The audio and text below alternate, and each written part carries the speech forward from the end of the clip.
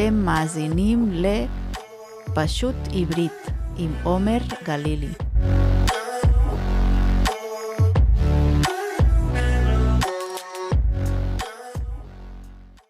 שלום לכם, מאזינים יקרים. איך הולך? אני מקווה מאוד שאתם במצב רוח טוב, ומלאים באווירה של חג. אז ברוכים הבאים לפרק מספר 10. והיום נדבר על חג הפסח. חג הפסח הוא חג שקצת קשה להסביר אותו, בטח בפרק של חצי שעה.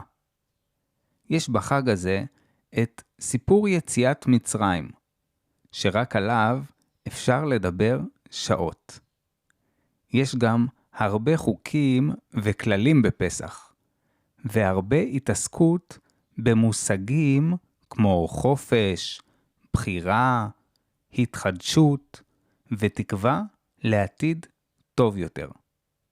כמובן שכמו כל חג יהודי, יש בחג הזה הרבה אוכל, יין ושירים מצוינים. אז בפרק הזה אני מראש מודיע לכם שאני לא אוכל לדבר על הכל. גם לא על חצי, אלא רק על כמה דברים מרכזיים שיעזרו לכם אולי להבין את החג הזה קצת יותר טוב. אז יאללה, שימו ווליום, שבו במרפסת, או צאו לאיזה סיבוב בחוץ, כי אנחנו מתחילים.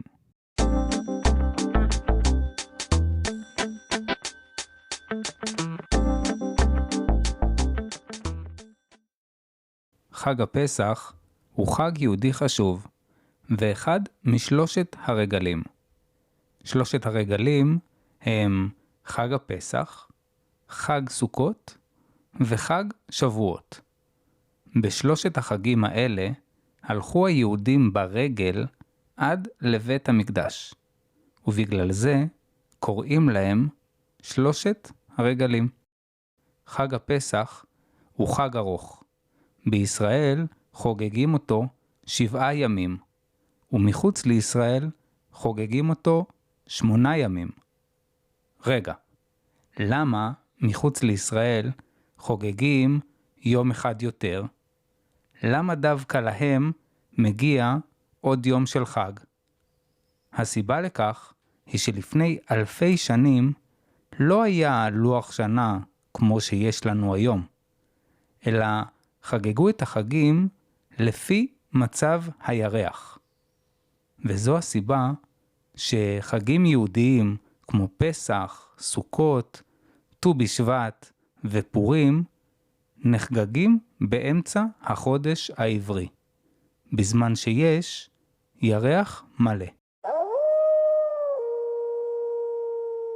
הבעיה שלא כולם יודעים מתי הירח באמת מלא, וגם לא כולם עוקבים אחרי הימים המדויקים של החגים. ובגלל זה פעם החליטו לשלוח אנשים מירושלים כדי להודיע למי שגר רחוק מתי באמת מתחיל החג. אבל עדיין זה לא היה כל כך פשוט, כי אותם אנשים שיצאו מירושלים היו צריכים ללכת ברגל או לרכוב על חמור או על סוס, וזה לקח זמן. לפעמים הרבה זמן, כדי שלא יהיה מצב שבו השליחים יתעכבו בדרך ולא יספיקו להגיע בזמן. הוחלט שבאזורים שמחוץ לישראל יוסיפו עוד יום לחג, רק ליתר ביטחון. גם היום, למרות שיש לנו כבר לוח שנה ואת כל הטכנולוגיה שבעולם, וכבר לא צריך יותר לשלוח שליחים מירושלים כדי לומר מתי מתחיל החג, עדיין שומרים על המנהג הזה, שנקרא יום טוב שני של גלויות.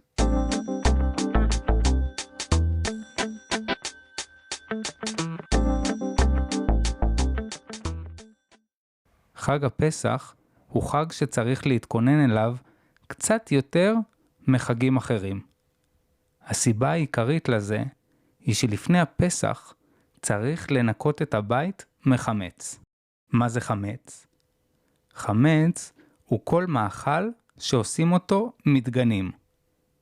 דגנים באנגלית זה grains, ובספרדית cereales. זאת אומרת שלפני חג הפסח צריך להוציא מהבית הרבה מאוד דברים. איזה דברים למשל? לחם, פסטה, בירה, קורנפלקס, והרשימה עוד ארוכה. אבל אם חשבתם באמת שבזה נגמר הסיפור, אז אתם טועים לגמרי. כי אצל היהודים שמקפידים על ניקוי החמץ, לא רק מאכלים שיש בהם חיטה מוציאים החוצה מהבית, אלא גם את כל סוגי המאכלים שאולי יש סיכוי שאיכשהו הגיע אליהם חמץ. וזה כבר אומר שכמעט כל מוצרי המזון שיש בבית צריכים לצאת החוצה. כמו לדוגמה, תבלינים, שוקולדים, ויטמינים, ומה לא. רגע, אז מה נשאר בעצם? איך יודעים מה כן אפשר לאכול בפסח?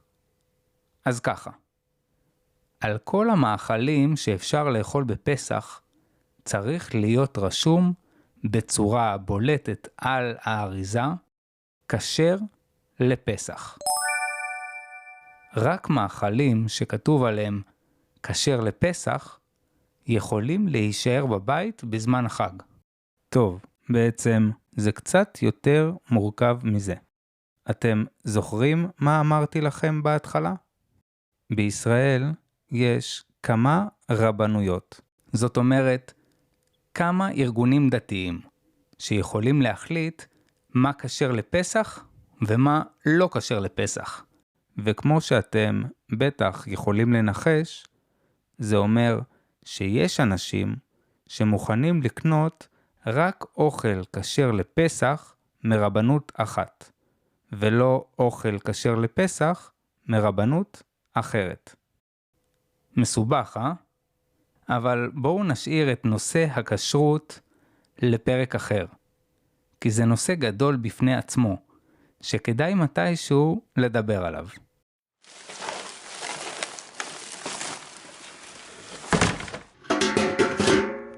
אז זרקנו את כל החמץ שהיה בבית, וגם יש לנו כבר אוכל כשר לפסח. אבל מה עם כל הכלים שיש בבית? האם הם באמת נקיים מחמץ? ומה עם הכיור, המדפים והארונות במטבח? ובכלל, מה עם כל הבית? איך באמת אפשר לדעת שלא נשארו בו שום שאריות של חמץ? כי מה אם אחד הילדים אכל לפני שבוע סנדוויץ' בחדר שלו, ונפלו שם כמה פירורים? אתם כבר מבינים לאן זה הולך?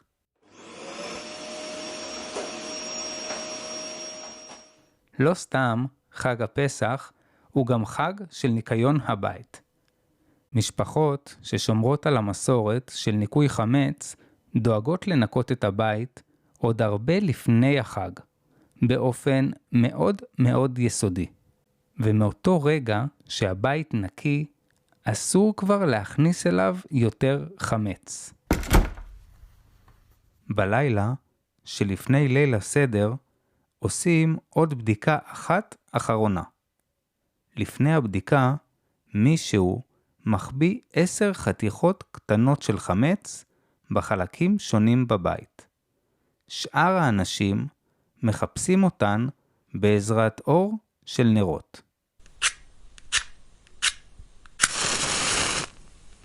למרות שזאת נראית אולי כמו בדיקה סמלית כזאת שעושים רק בכאילו בשביל להכניס אנשים לרוח של החג, המטרה שלה רצינית לגמרי. זאת בעצם ההזדמנות של כולם לעשות בדיקה אחת אחרונה, כדי לגלות פירורים של חמץ שאיכשהו לא התגלו בזמן הניקיונות. עכשיו, אולי אתם אומרים לעצמכם, זה לא סיפור כזה רציני. גם אני יכול שלא להחזיק חמץ בבית במשך כל תקופת החג. אבל העניין עם ניקוי החמץ ממש לא נגמר בבית.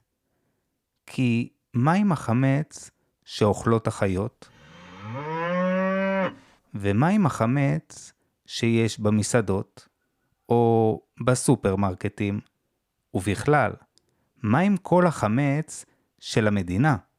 כי גם למדינה יש מאגרים של חיטה. מה איתם? הרי לא זורקים אותם, נכון? אז ככה, נתחיל מבעלי החיים.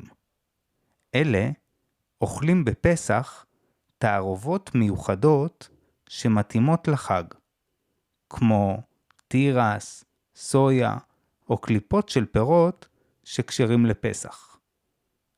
ונעבור למסעדות. הרבה מסעדות מחליטות לסגור בזמן חג הפסח ולהוציא את כל העובדים לחופשה. זה הפתרון הקל. ומי שלא סוגר צריך לעבור הכשר לפסח ולנקות את כל המסעדה מחמץ.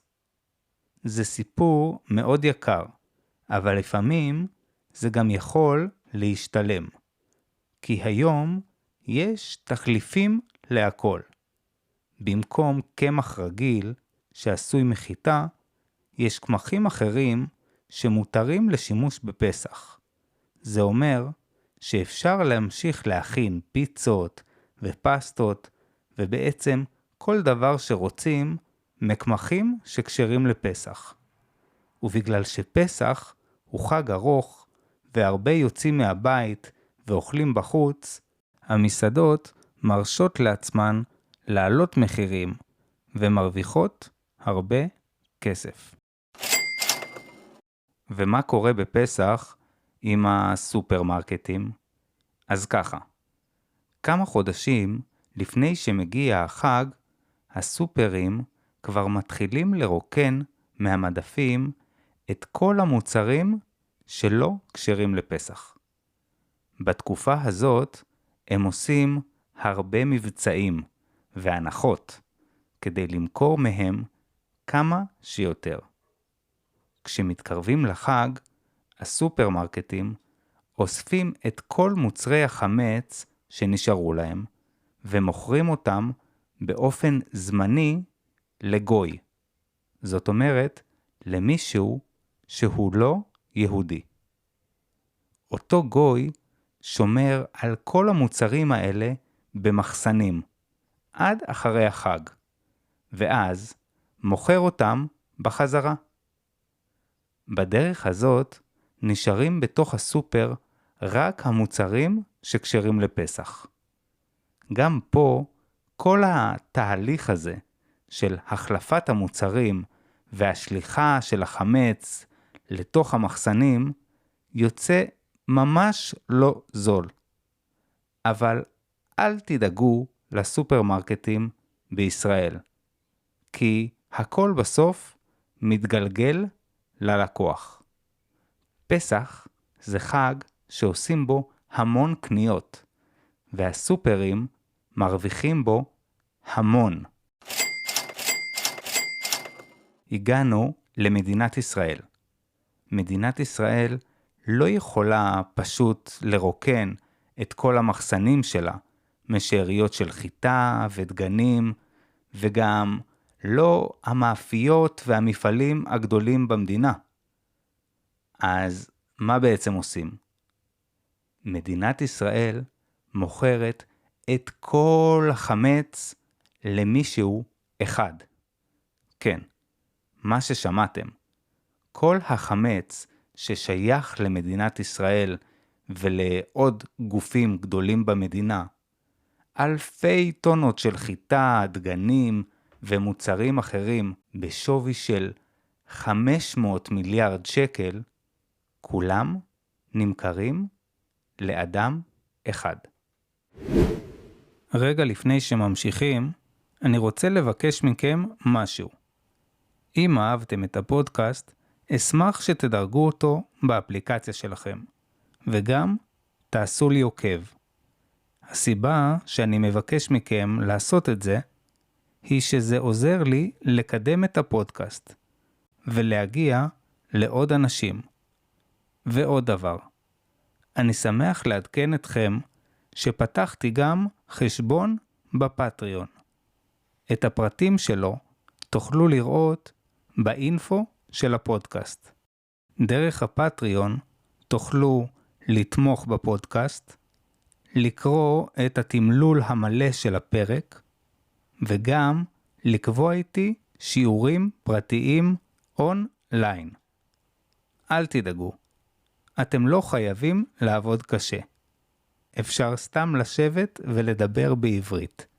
זה יהיה לנו ממש כיף. אז תזכרו את כל זה, כי עכשיו אנחנו חוזרים לפרק. ב-29 השנים האחרונות, למשך שבוע אחד בכל שנה, הופך חוסיין ג'אבר מירושלים לאיש החשוב ביותר בישראל. טוב, לפחות מבחינה קולינרית. זה בגלל שג'אבר הוא האיש שאליו מוכרת מדינת ישראל את כל החמץ בערב הפסח. ומאיפה לג'אבר יש עכשיו 500 מיליארד שקל כדי לשלם על כל החמץ? אז זהו, שאין לו. הוא לא אילון מאסק או ג'ף בזוס. בגלל זה המדינה עושה לג'אבר הנחה רצינית, ודורשת ממנו על כל החמץ רק כמה עשרות אלפי שקלים. ג'אבר משלם את הכסף וחותם על חוזה אמיתי.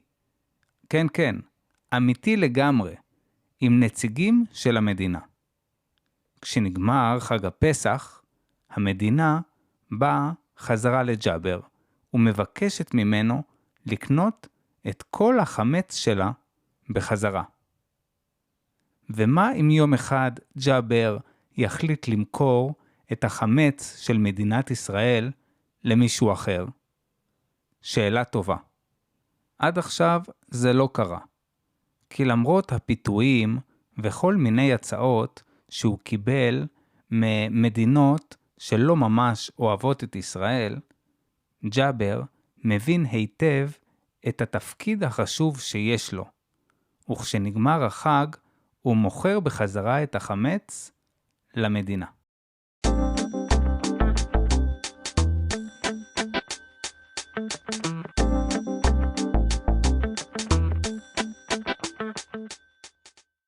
אז ניקינו את הבית מחמץ.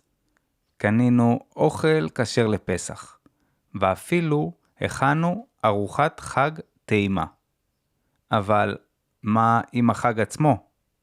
מה עושים בכלל בערב החג?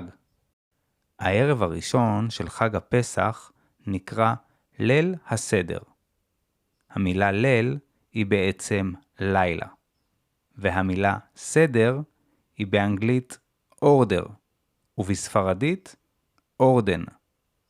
ליל הסדר נקרא ככה בגלל שבלילה הזה יש סדר מיוחד, ויש הוראות ברורות איך לקיים את ארוחת החג, שנקראת גם ארוחת הסדר. רגע, אבל איך יודעים מה הסדר? איך יודעים בכלל מה צריך לקרוא, מה צריך לשיר, מה שותים ומתי אוכלים, ובקיצור, איך אמורים לעשות את החג כמו שצריך? בדיוק בשביל זה יש את ההגדה של פסח. ההגדה של פסח היא מין ספר קטן, ספרון, שבו כתוב את כל השלבים של החג, מההתחלה ועד הסוף. אבל אל תטעו, ההגדה היא לא איזה רשימת אקסל של טקסטים שצריך לסמן עליהם וי, או שירים שחייבים לשיר וכוסות יין שצריך לשתות. במילים אחרות, ההגדה היא לא איזה חוזה שחייבים לקיים אחד לאחד. ההגדה היא דבר פתוח, וכל משפחה קוראת ועושה אותה קצת אחרת. כמו שאתם בטח יכולים לנחש, אין הגדה אחת לכל היהודים בעולם. להפך, יש מלא סוגים של הגדות. הגדה של עדות המזרח, והגדה של עדות אשכנז. הגדות מסורתיות, הגדות מצוירות, הגדות אלטרנטיביות, הגדות לילדים, ואפילו הגדה לפסח שהכינו במיוחד לקיבוצים. אבל לא משנה עם איזה הגדה עושים את הסדר, בעצם כן משנה לכל משפחה. מה שאני מנסה להגיד זה שהתפקיד העיקרי שלה נשאר עדיין אותו הדבר. ומה התפקיד העיקרי של ההגדה, חוץ מלשמור על הסדר והטקסים של ארוחת החג? כדי להסביר מה התפקיד של ההגדה, צריך קודם כל להסביר את המשמעות של השם הגדה. את המילה הגדה לא כותבים באות א', כמו המילה אגדה, שהמשמעות שלה היא סיפור עם, כמו האגדות של האחים גרים למשל. את המילה אגדה כותבים עם האות ה', כי המשמעות שלה היא להגיד, לספר. המילה הגדה מגיעה מהמשפט המפורסם בספר שמות, פרק י"ג, והגדת לבנך. במשפט הזה, שפה הבאתי רק חלק ממנו, התורה מצווה אותנו, בעצם אומרת לנו, שבכל פסח אנחנו חייבים לספר את הסיפור של יציאת מצרים, ולהעביר אותו לדור הבא. זאת אומרת, להעביר אותו אל הילדים שלנו.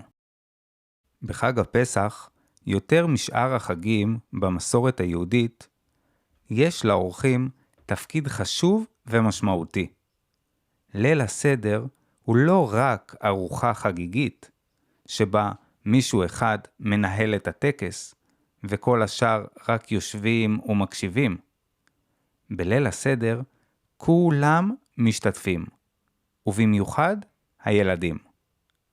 בגלל זה, בליל הסדר לא מביאים רק הגדה אחת לשולחן, אלא מביאים הרבה אגדות, כדי שכל אחד שיושב בשולחן יוכל לשאול שאלות, לקרוא חלקים מהאגדה ולשיר יחד את השירים. הרעיון בליל הסדר הוא שכולם שותפים בסיפור של יציאת מצרים, לא רק המארחים.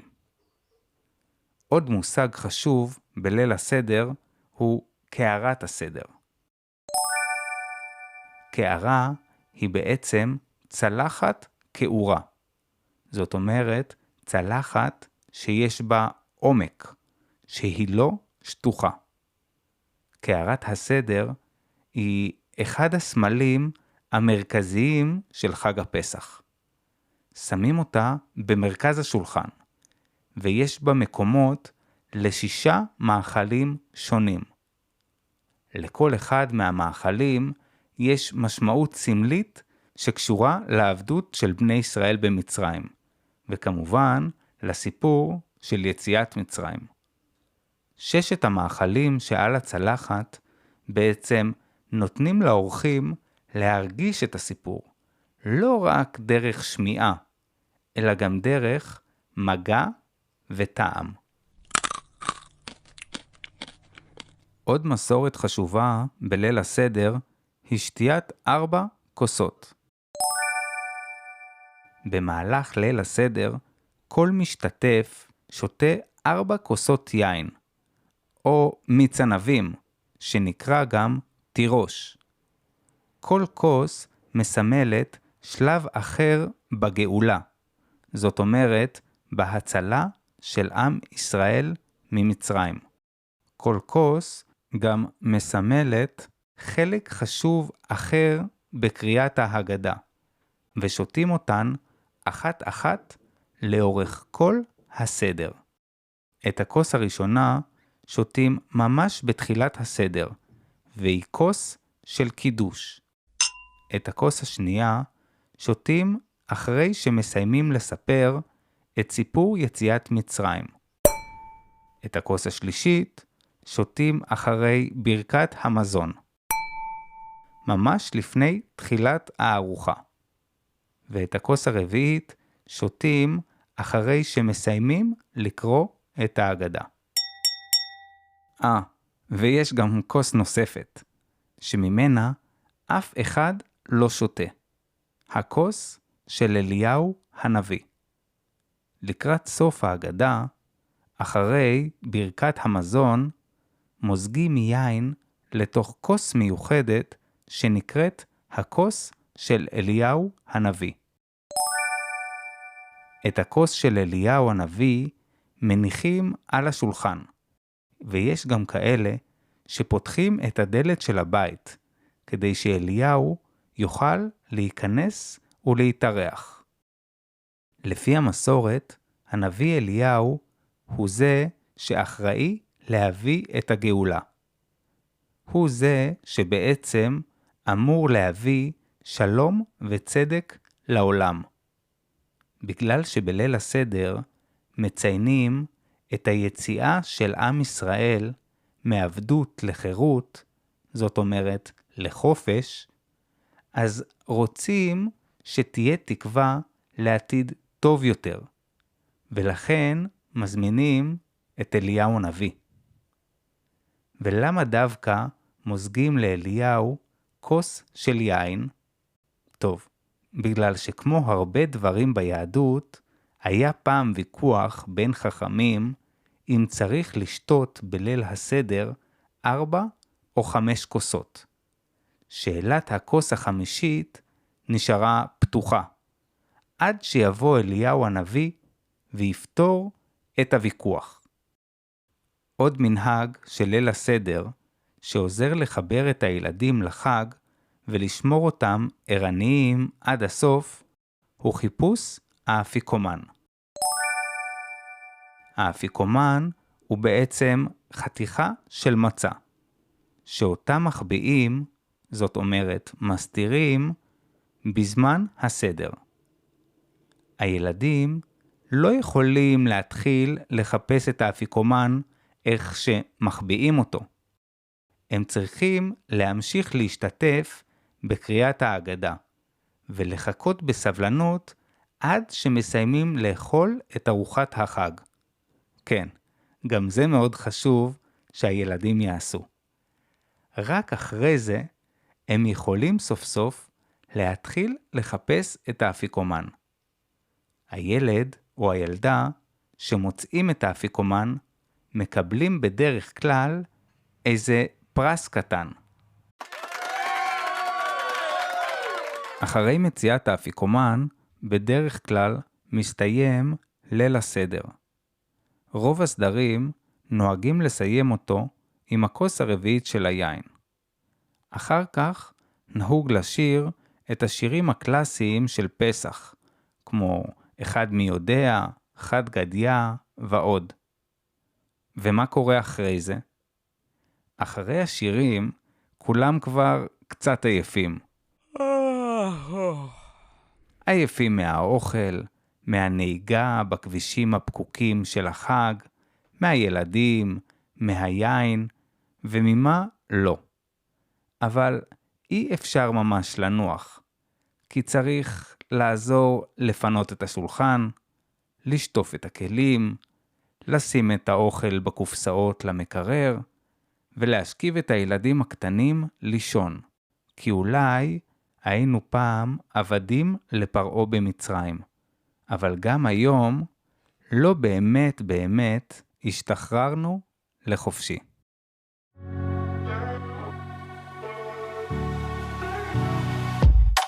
זה היה הפרק על חג הפסח. כדאי לכם מאוד להאזין גם לפרק הבא, שבו אדבר עם דורית לוי. דורית מארחת את כל המשפחה בבית שלה בשדרות. היא תספר לנו איך היא ובעלה עשו את כל ההכנות לחג. אני מקווה מאוד שנהנתם מהפרק הזה, ושלמדתם גם כמה דברים חדשים. וכמובן שאני מאחל לכם חג פסח שמח.